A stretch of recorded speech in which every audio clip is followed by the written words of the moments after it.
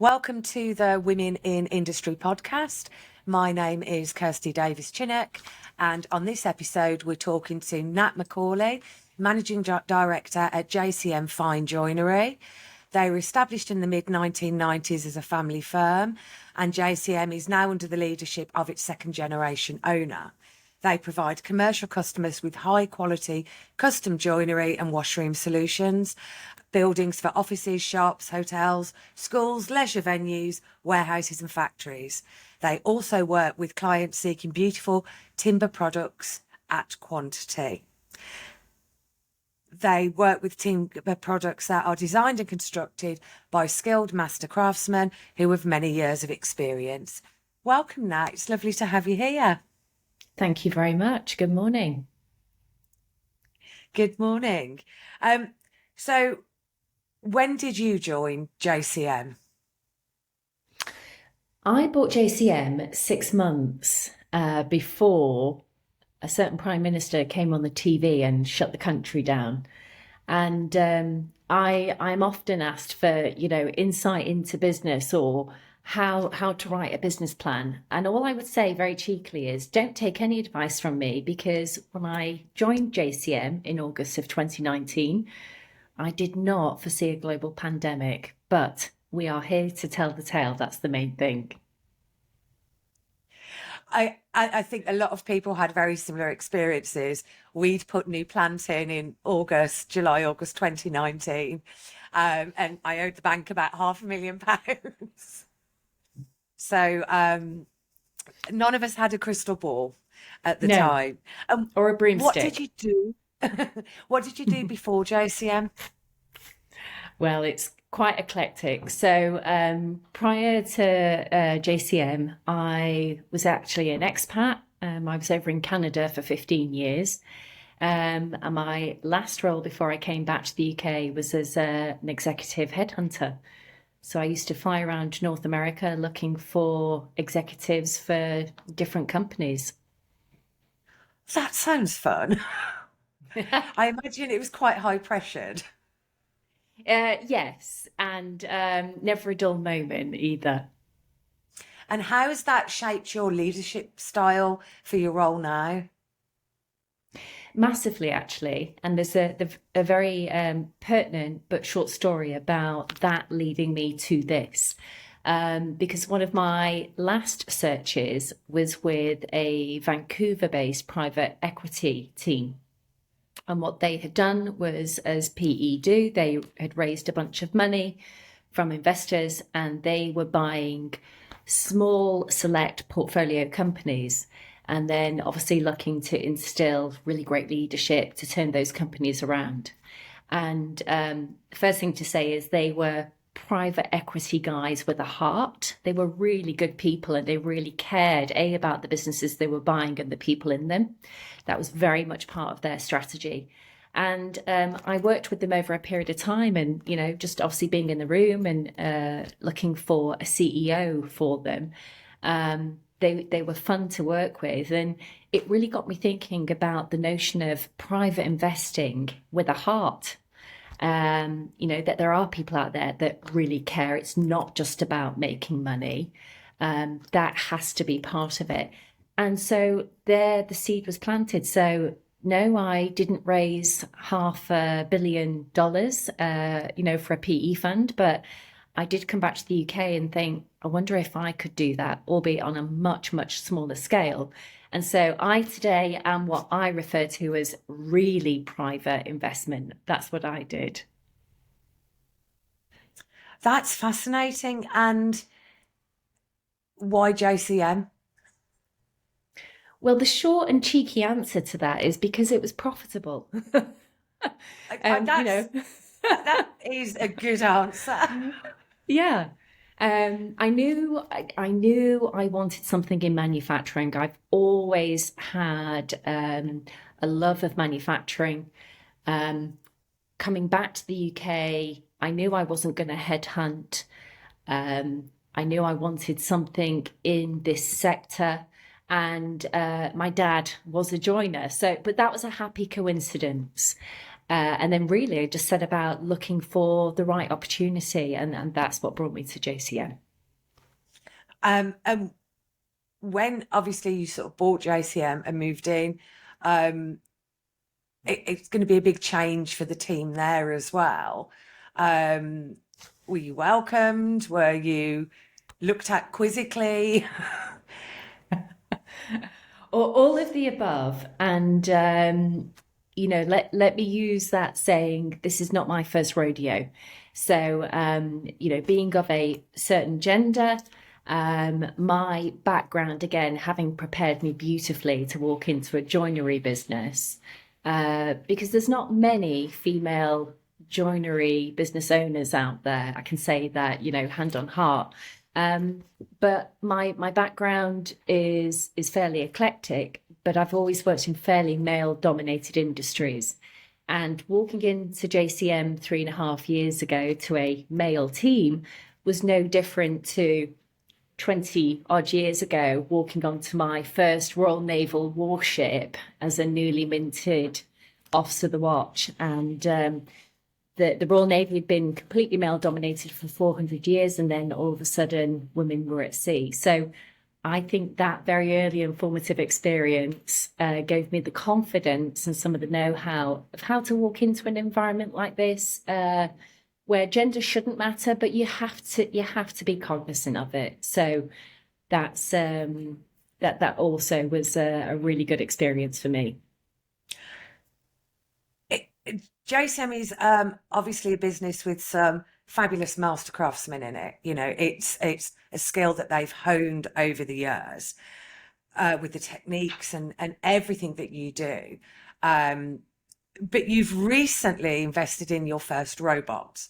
So how easy is it to blend those new and old skills? And does that come from you, or are the team involved in trying new things as well? That is a question I am asked frequently about, that sort of human dynamic of accepting the new tech. And I understand why people are curious and why I'm asked it. And not to downplay it, but my answer is always the same. It was a really easy sell. Now, some of what went into our decision, I might be, sort of overlooking how much that it played into the acceptance of our cobot. But I used to facilitate sessions on change management, so I'd be a bit of a fraud if I hadn't thought about this beforehand. But just to give you a flavour, I mean, the very first thing we did was we made sure we bought it for the right reason, and we could see that there was low value work that highly paid craftsmen were doing.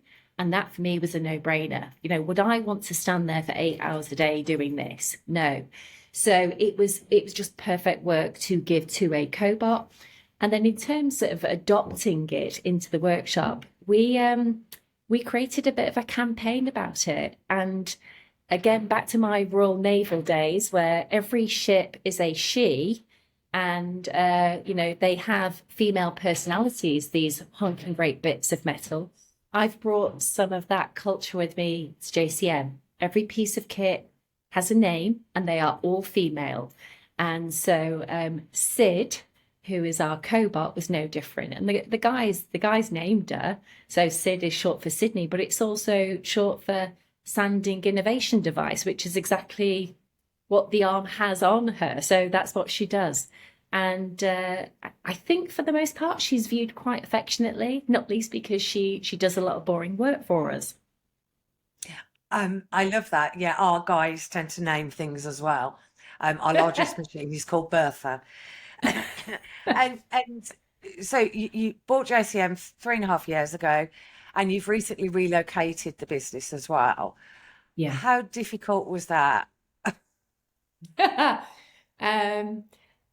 When you're in it, you're so focused on task and execution, and then you get through the other side and you kind of go, wow. It was a lot of work. It was a lot of work, but I must admit, when I stand back and try to quantify how well we did that move, The detail was the planning had to really focus on the detail. And so for me, success was how many days of non-production did we plan for and how many did we achieve? We planned not to produce for 2 production days, and we lost 3 in the end. And we only lost the 3rd day through something that was completely out with our control. It was to do with an install. So when I look at the mammoth task of moving a business that's been around for 30 odd years, completely entrenched in its old Victorian and pre-Edwardian buildings, to lift and shift that, the machinery, the kit, the people, the processes, the systems, and only lose 3 production days as ended up, I kind of sit back and I think, okay, that was a good move. It was a good move, but enormous effort from every single member of this team. And no, I don't want to do it again anytime soon. No, I don't. We moved in 1992, which of course is a very long time ago. And every now and again, when we're sort of looking at moving things about to get better flow in the factory, and somebody will go, "Why don't you move?" And I just sort of go, "No." I still remember sitting on the stairs to the office on the Saturday about 3 o'clock in the afternoon, in shorts and like a vest, because we were moving so much stuff and getting filthy. It was like, well, it's easier to clean me. Just sort of sitting there eating a Muller corner yogurt, and I was so tired. I was like, oh gosh. So yeah, I don't think that feeling is going to disappear anytime soon for you. So the wood, the joinery industry, in a lot of ways is going to be really similar to the metals industry, in that there are a myriad ways in which the material is used in everybody's day-to-day life, where they don't even know about it. You know, it's taken for granted. But your website, when I was having a look at it the other day, has the most stunning pictures of stained glass windows, where you built the frames around the stained glass that was already in situ. Is that right? How on earth It was did you being do that? replaced. The glass was being replaced, and it was being well, you can only hand build stained glass. And that was being built by a tiny little workshop over in St. Albans. And you will probably never find it again. I mean, who would build a frame around a piece of glass? The glass is always 99% of the time made to fit the frame. But these were replacement Victorian windows. They were in a listed building. And so the glass was very much part of the effect of the windows, and the approval to replace them meant that that's exactly what had to be done. Those frames had to fit that glass. So incredibly intricate project. It was an absolute showcase project for us. And it was 12 months in the planning, and I kid you not, it landed right at the beginning of COVID. So once we got clearance and understanding that we could work, and we could work safely and obviously protect the team, we literally pulled the shutters down and just got on with it. So it was a blessing in disguise, that project, for sure. It's definitely a showstopper looking at the pictures. Yeah. And COVID apart, which obviously was the initial stage you went through when you bought JCM. Now we're sort of moving forward and gone back to normal. What's the most exciting aspect of your role? There's a saying, and I think it's off an advert, and the guy goes, "Dare to dream, Arnold, dare to dream." And the most exciting part of my role now is I'm just gaining that confidence that I can kind of look out more than 2 weeks, maybe even 2 months, and even think about, a little bit further ahead. I was at a networking event somewhat recently, and there was a gentleman in the audience who said that, he felt that over the last 6 years, anyone that had been in business had become a really good crisis manager. And that resonated with the audience, and it certainly resonated with me. And I don't know about you, but I am looking forward to not being in crisis mode. And that for me is energizing. It's back to what I love to do, and that's thinking one, two, maybe even three steps ahead, and trying to navigate how you get there instead of literally just waiting for the next crisis to happen and think, how do we get through this? So I'm looking forward to getting out of that mindset. Yeah, I agree with you completely. But the ability to navigate these crises, Yeah. because most of them we can't affect, but to navigate them does bring with it huge resilience, particularly for SMEs. Yeah. But it's making sure that the resilience is used to make you stronger going forward, and you don't fall off the other side of it into sort of a fight or flight mode reaction to everything. I think Spot it's on. quite difficult to. In fact, I saw something on social media, and somebody had posted something saying,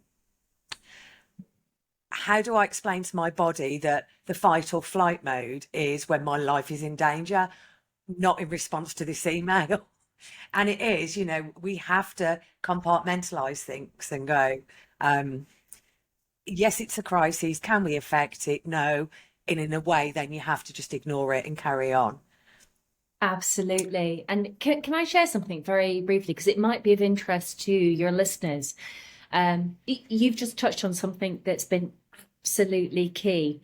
And when we got through the move, for the first couple of months of this year, there were, various incidences, and I'd go home in the evening, and probably much like you, I'd sort of sit there in the evening and think, yeah, I don't really like the way I dealt with that today, or I don't like the way that happened. And I started to realize that there was a connection between that being in crisis mode and fighting or flying, and just go back to the physiology of that response. Your central nervous system, if it's constantly being tweaked, everything's going to be, pretty intense to deal with.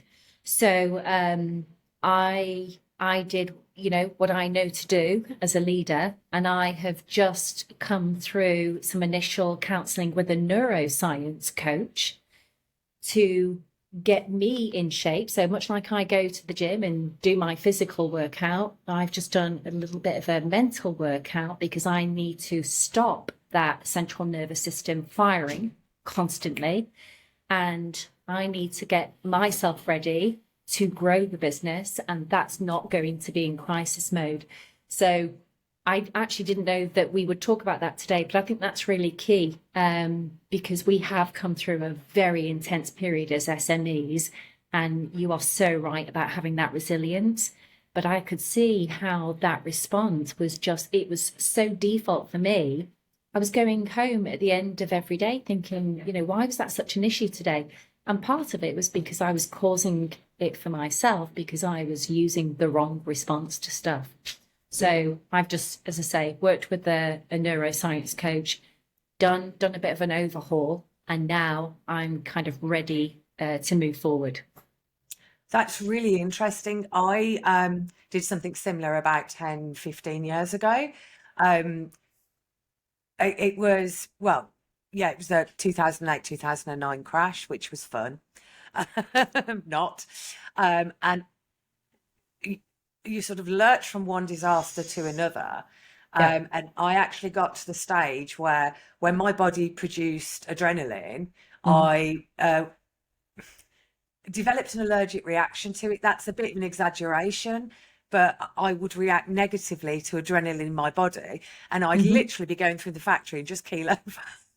And it was only a short period of time, but it was purely down to the amount of cortisol that was produced because my adrenaline was constantly high because of the business environment that everybody was working in at the time. Yeah. And what I learned from that is how to switch off.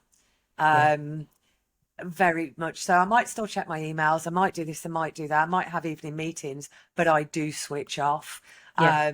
And prior to that, I never had. And it's imperative that we look after our mental health as well as our physical health. And it's also imperative that we don't go down the easy road of self-medicating. You know, my Yeah. habit, I get in from work, I pour a glass of wine. When you have a bad day, I don't pour the glass of wine because I go, right, let's do something else first. Yeah. Good for you. Because it's very easy then just to keep drinking the wine to make yourself feel better. And of course, you don't. It It doesn't. doesn't work like that. Yeah. So true. So that's human continuous improvement. But you do a lot of posts on LinkedIn about continuous improvement in your business and in business as a whole.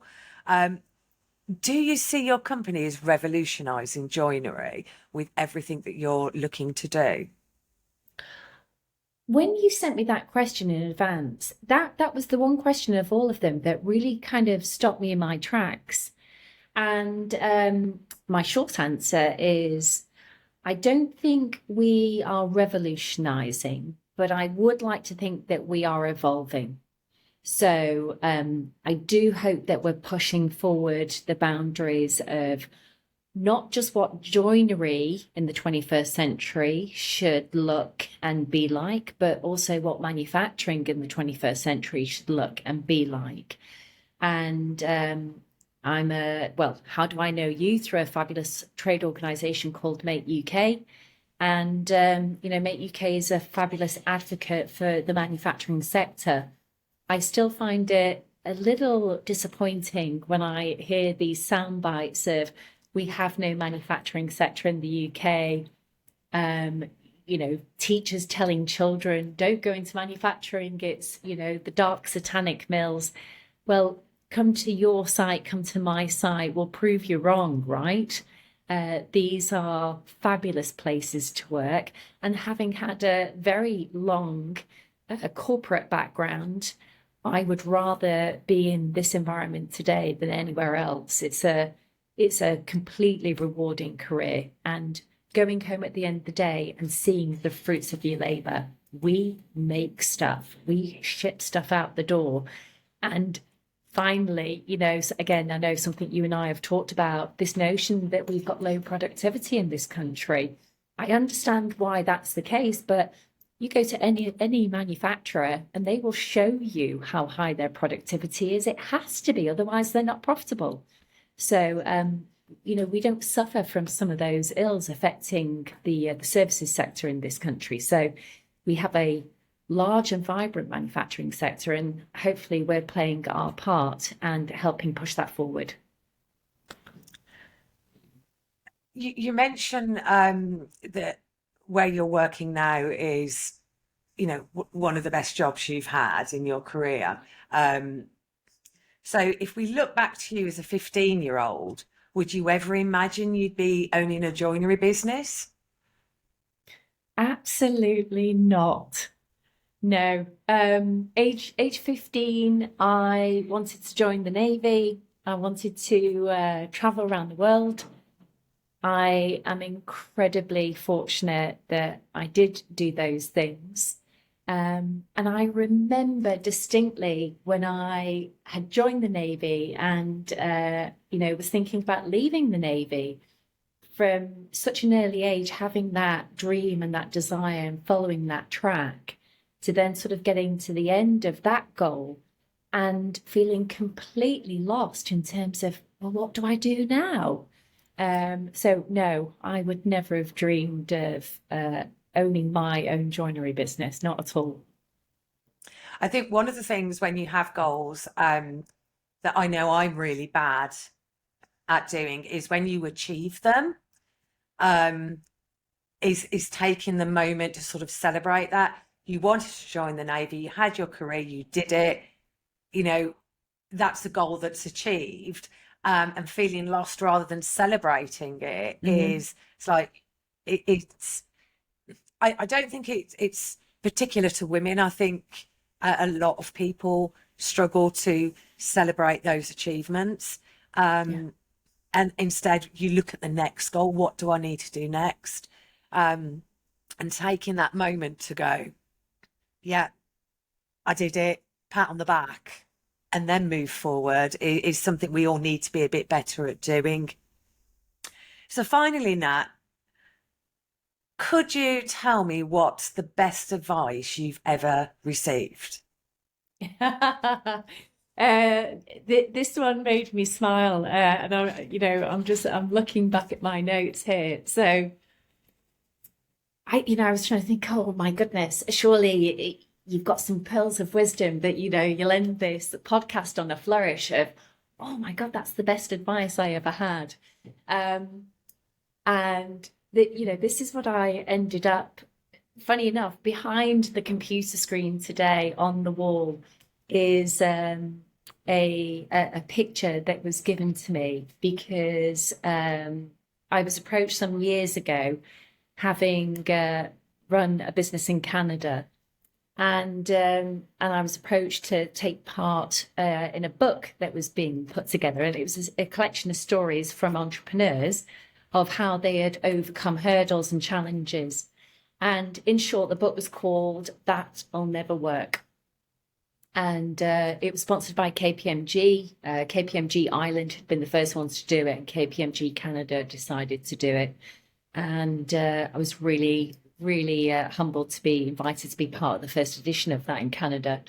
And I think, honestly, that whether it qualifies as advice, the thing that has absolutely motivated me, which is often what advice needs to do, is when I am told, oh no, you can't do that, or that won't work, or what are you thinking, buying a joinery business, or the lads won't have a cobot in the workshop, they won't work with a cobot. So for me, the best advice I'm ever given is that something won't work because I'm going to try my hardest to prove you wrong. So that's that.